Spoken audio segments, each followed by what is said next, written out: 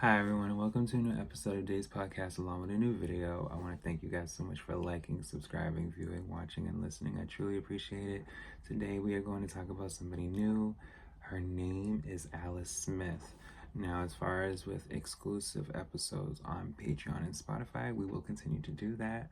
However, we are going to continue with free content. So, I wanted to talk about Alice Smith's She. It was an album that was released back in 2013, March 19th, 2013. So just the other day, it's been 12 years since this album came out. It was pretty much, it had a user score of 8.2 and universal acclaim based on 13 ratings, okay? 7 years after the Grammy nominated singer released her 2006 debut for Lovers, Dreamers, and Me, Alice Smith returns with her second album. Yes, the album consists of R&B, soul, alternative, pop, rock, neo soul, alternative singer, and songwriter, alternative R&B. You guys get what I mean. But yes, I'm doing something a little different because there are some albums that I'd be interested in, and because they did not chart on Billboard at all, sad to say this album is one of them.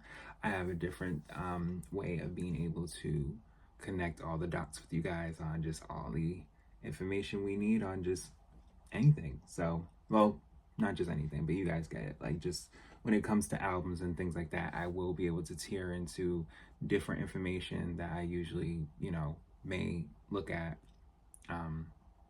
which is all right. But yeah, it got an 84 from Metascore based on 4 critic reviews. So, to be honest with you, if it was able to be seen more, maybe marketed more, and of course, I believe this may have been an independent project. Yes, possibly, but besides the fact is, there do be a lot of albums that get really great ratings, but because there's not as many people that may know about the album or may know that the album is even there to begin with, it doesn't get as much recognition. So, but let's look at the track list. So, track 1 is Cabaret Prelude, track 2 is Cabaret, track 3 Ocean, track 4 Another Love. Another Love is one of my favorite songs from her. And then track 5 The One, track 6 Shot, track 7 Loyalty, and then track 8 With You.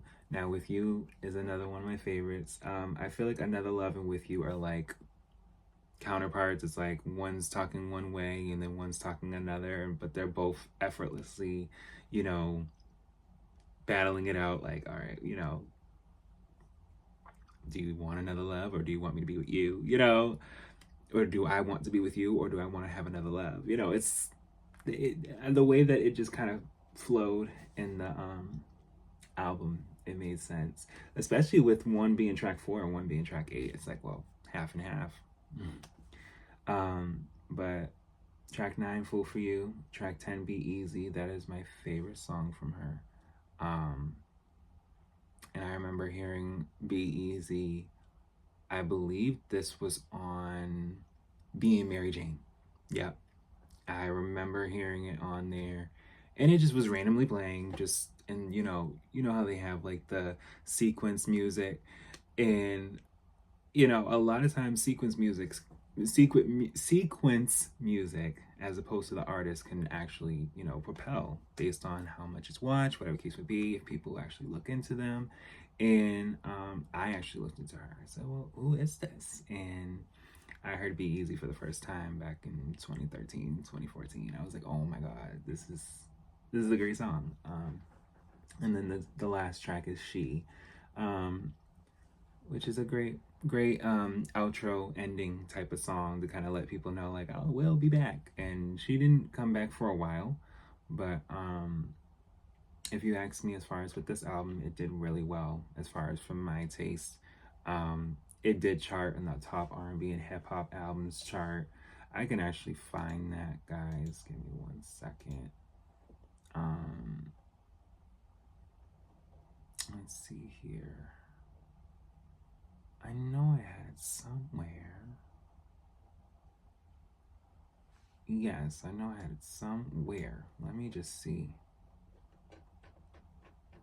But yes, as far as with Alice Smith, she is a very much great artist to me. You know, I think that there are a lot of artists that are great that just don't get enough shine, but I digress. Yes, so she actually did chart, and she well, as far as with the R&B, US R&B, it did chart at number 26. My favorite number. And then it did chart in the US Indie at number 33, and then the US Heat Seekers at number 9. So, you know, digitally and, you know, just in the year, you know, she was, you know, peering into being seen more. And then 2014 came around, 2015, and I guess you guys know the rest. All these other artists that we kind of know and love kind of overshadow. And you know, that kind of happens a lot. A lot of times there do be artists that do be out there, and I want to acknowledge every artist that I ever met and ever have been able to listen to. I want you guys to know you guys are there, you guys are acknowledged by me, and that you guys can persevere and be great regardless if all of the world can see you or a piece of it. So I thank you guys so much for listening and watching, and I'll be back with more.